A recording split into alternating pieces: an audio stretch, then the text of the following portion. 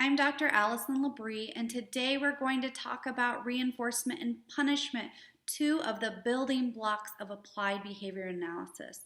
But as an instructor in this field, this is one of the questions that I get most frequently. What's the difference between reinforcement and punishment? And what is the difference between negative reinforcement and positive reinforcement? A lot of times individuals confuse negative reinforcement for punishment, but we're going to clear that up today. So today, in this video, we are going to go through some examples of positive negative reinforcement. I'm going to give you a nice little flow chart so you can see and learn the difference between punishment and reinforcement, and positive and negative punishment, and positive and negative reinforcement. So when this video is done today, I'm confident that each one of you will know the difference. So first things first, we're going to talk about the difference between reinforcement and punishment. Reinforcer is simply something that occurs after a behavior and increases the likelihood that that behavior will occur in the future. While a punisher also occurs after a behavior, it decreases the likelihood that that behavior will occur again in the future. This is where it gets a little bit tricky. We're going to add the positive and negative portion to punisher and reinforcer. The positive stands for the addition of a stimulus, while the negative stands for the removal of a stimulus. So a positive reinforcer is a stimulus that is added after a behavior occurs and makes that behavior more likely to occur in the future. While a negative reinforcer means the stimulus is removed after the behavior occurs and it makes that behavior more likely to occur in the future. There is still an increase in behavior. The difference is the removal or addition of a stimulus. In terms of punishment, the difference is the same. The punisher always decreases a behavior. A positive punisher means that something was added after the behavior occurred and makes that behavior less likely to occur in the future.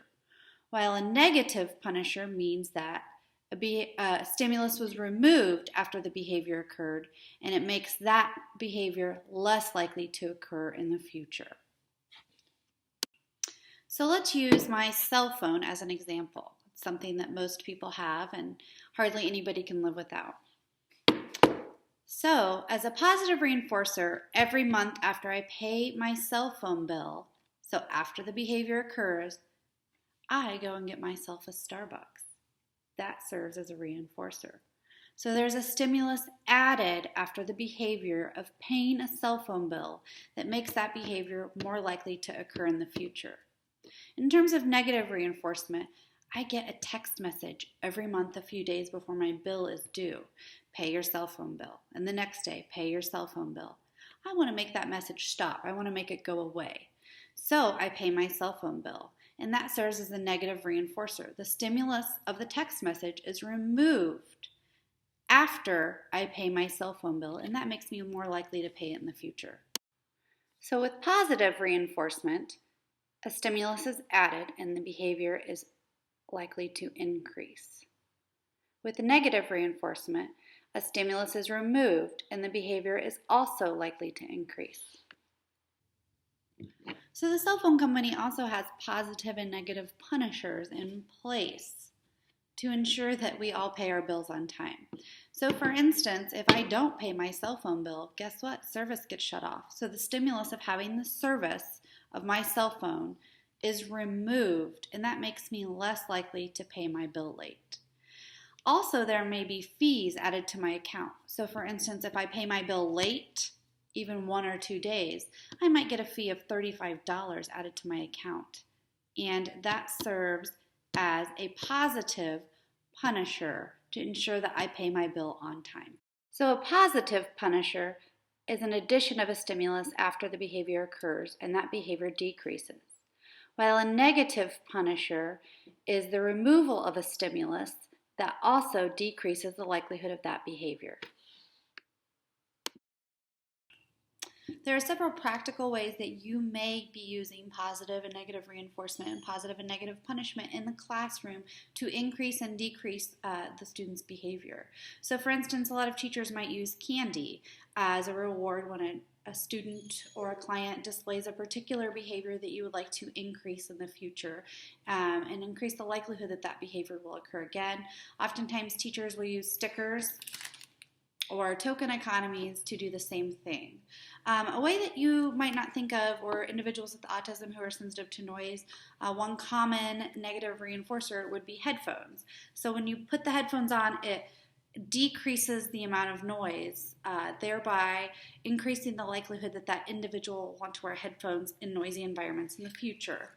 In terms of positive punishment, oftentimes you'll see if a student does sloppy work or hurries through their work, that teacher may have them repeat the worksheet or do the worksheet over, which will in the future probably decrease the likelihood. So adding extra work decreases the likelihood that they will do sloppy work in the future.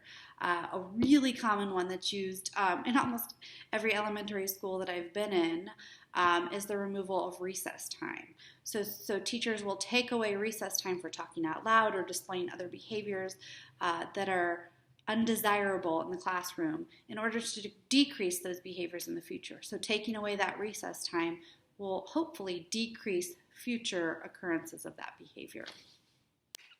Here's a flow chart to help you visualize the difference between a reinforcer and a punisher.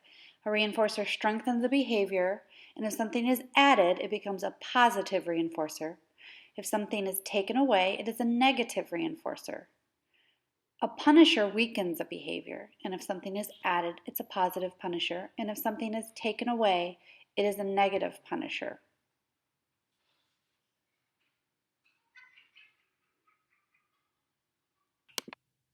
All right, now it's your turn to practice. I'm going to give you 4 examples and show you the flow chart, and you need to decide what the answer is. Is it positive reinforcement, negative reinforcement, positive punishment, or negative punishment? Bobby is talking during class, and his teacher gives him a referral to the principal's office. Now Bobby is less likely to talk during class because he does not want a referral. Okay, use the flow chart to decide if this is a punisher, reinforcer, positive, or negative.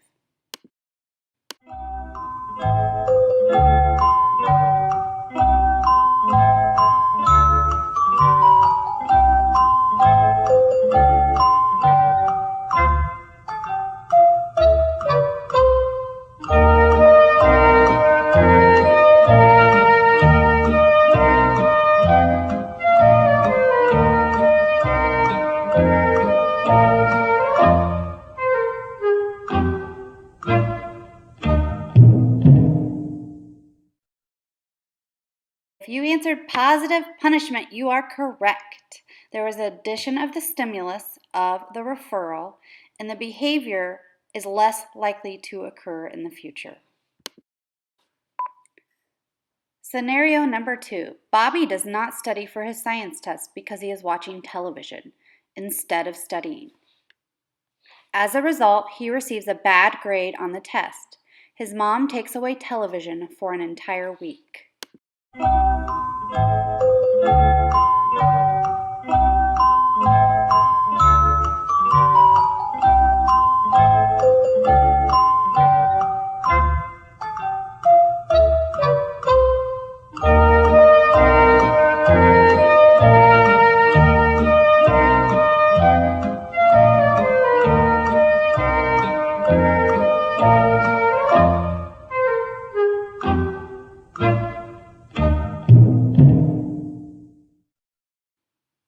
The answer to this one is negative punishment.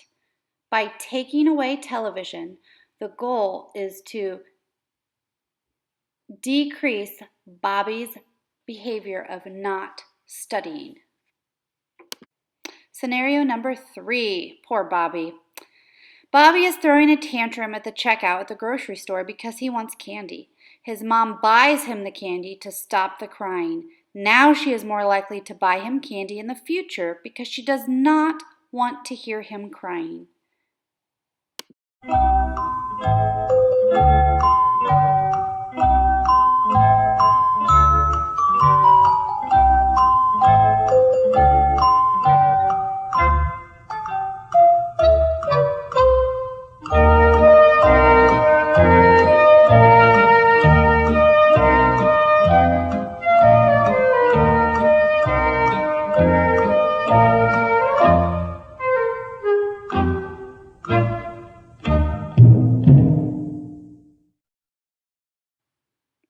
This was a tricky one. The answer is actually negative reinforcement because Bobby's mother's behavior of buying him candy increases because she would like to stop the stimulus of his crying.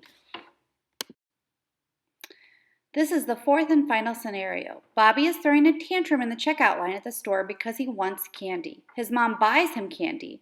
Now Bobby is more likely to throw a tantrum in the future when he wants candy.